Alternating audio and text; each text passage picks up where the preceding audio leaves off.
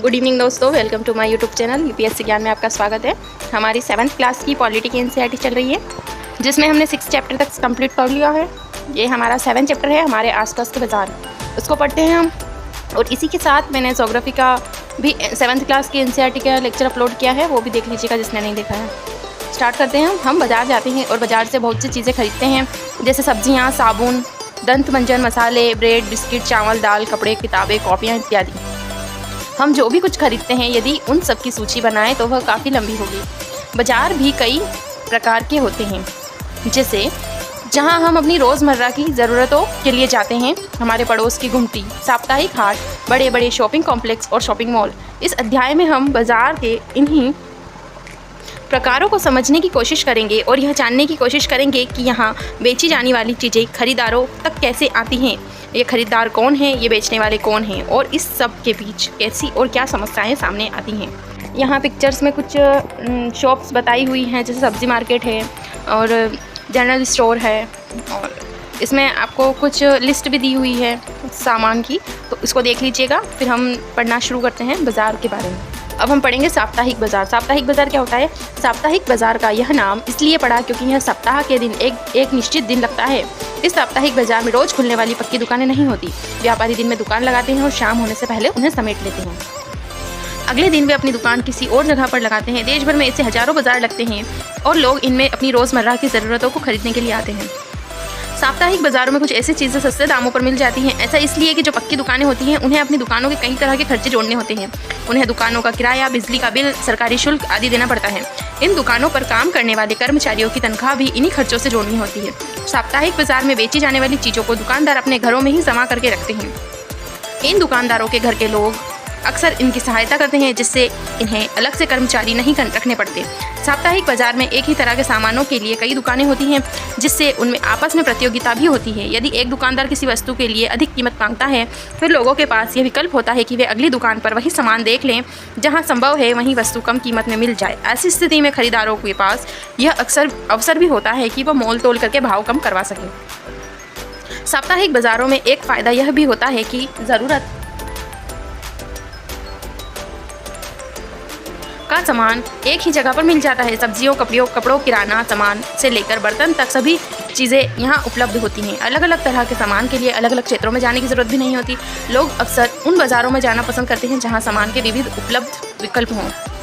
मोहल्ले की दुकानें, हमने देखा है कि साप्ताहिक बाज़ार हमें कई तरह का सामान उपलब्ध करवाते हैं। बहरहाल हम अन्य तरह के बाज़ारों से भी सामान खरीदते हैं। ऐसी वस्तुएं जो दुकानें दूसरे मोहल्ले में भी होती है, जो हमें कई तरह से सेवाएं और सामान उपलब्ध करवाती है। हम पास की डेयरी से दूध, किराना व्यापारी से तेल मसाले व अन्य खाद्य पदार्थ तथा स्टेशनरी के व्यापारी से कागज़ कलम या फिर दवाइयों की दुकान से दवाई भी खरीद सकते हैं।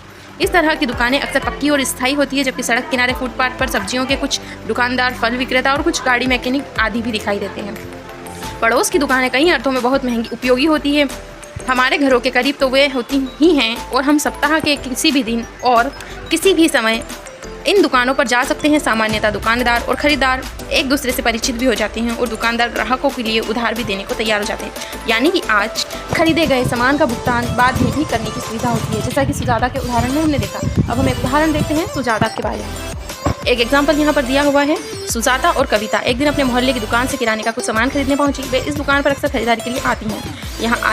आज यहाँ भीड़ थी। दुकान मालकिन 2 सहायकों की मदद से दुकान का काम संभाल रही थी। जब सुजाता और कविता दुकान के अंदर पहुंची तो सुजाता ने दुकान मालकिन की जरूरत के सामान की सूची बोलकर लिखवा दी। वे इनकी सूची के अनुसार सामान तोलने और पैक करवाने के लिए अपने कर्मचारियों को निर्देश देने लगी। इस बीच कविता चारों तरफ नजर दौड़ा रही थी।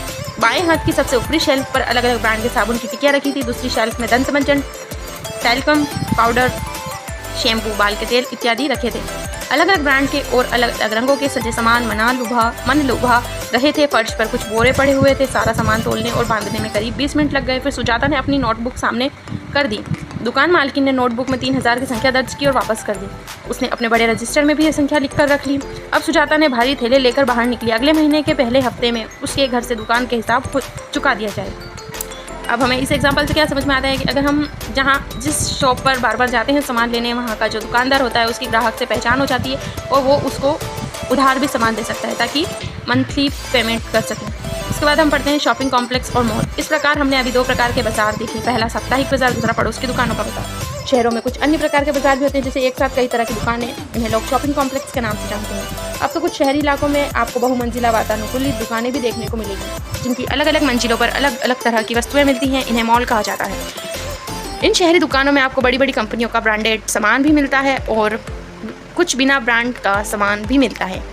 विज्ञापन वाले अध्याय में आपने पढ़ा है कि ब्रांडेड सामान जिसे कंपनियां बड़े बड़े विज्ञापन देकर एवं क्वालिटी के दावे करके बेचती हैं, महंगा होता है। कंपनियां और ब्रांडेड उत्पादों के बड़े शहरी बाजार और अपने विशेष शोरूमों में बेचने के लिए रखती है। बिना ब्रांड के उत्पादों की तुलना में इसे ब्रांडेड सामान की कीमत का बोझ केवल कुछ लोग ही उठा पाते हैं। अब जो अगला टॉपिक है वो हम पढ़ेंगे कि बाज़ारों की श्रृंखला। पिछले हिस्से में आपने विभिन्न तरह के बाज़ारों के बारे में पढ़ा, जहां हम सामान खरीदने चाहते हैं। क्या आप सोच सकते हैं कि ये सभी दुकानदार अपनी दुकानों के लिए सामान कहाँ से लेकर आते हैं? सामानों का उत्पादन कारखानों, खेतों और घरों में होता है, लेकिन हम कारखाने और खेतों से सीधे सामान नहीं खरीदते। चीज़ों का उत्पादन करने वाले भी हमें कम मात्रा में, जैसे 1 किलो सब्जी या प्लास्टिक कप आदि बेचने में रुचि नहीं रखेंगे। वे लोग जो वस्तु के उत्पादक और वस्तु के उपभोक्ता के बीच में होते हैं, उन्हें व्यापारी कहा जाता है। पहले थोक व्यापारी बड़ी मात्रा में संख्या के सामान खरीद लेता है, जैसे सब्जियों का थोक व्यापारी कुछ किलो सब्जी नहीं खरीदता, बल्कि वह बड़ी मात्रा में 25 से 100 किलो तक सब्जियां खरीद लेता है। इन्हें वह दूसरे व्यापारियों को बेचता है। यहाँ खरीदने वाले और बेचने वाले दोनों व्यापारी होते हैं। व्यापारियों की लंबी श्रृंखला का वह अंतिम व्यापारी जो अंततः वस्तुएं उपभोक्ता को बेचता है, खुदरा या फुटकर व्यापारी कहलाता है। यह वही दुकानदार होता है जो आपको पड़ोस की दुकानों, साप्ताहिक बाजार या फिर शॉपिंग कॉम्प्लेक्स में सामान बेचता है। हर शहर में थोक बाजार का एक क्षेत्र होता है, यहाँ वस्तुएं पहले पहुँचती है और यहीं से वे अन्य व्यापारियों तक पहुँचती है। सड़क किनारे की दुकान का छोटा व्यापारी, जिसके बारे में आपने पहले पढ़ा था, बड़ी संख्या में प्लास्टिक का सामान शहर के थोक व्यापारियों से खरीदता है। हो सकता है कि वह बड़ा व्यापारी अपने से अधिक बड़े थोक व्यापारी से स्वयं सामान खरीदता हो। उसके बाद हमको एक थोक व्यापारी का एग्जाम्पल दिया हुआ है, आफ्ताब नाम से। शहर में सब्जियों का थोक व्यापारी था। आफ्ताब उन थोक व्यापारियों में से एक है जो बहुत बड़ी मात्रा में सामान को खरीदारी करते हैं। उसका व्यवसाय सुबह लगभग 3 बजे से आरंभ होता है। इसी समय सब्जियां बाजार में पहुंचती है। यही समय है सभी सब्जी बाजार में या सब्जी मंडी में गतिविधियां तेज हो रही हैं।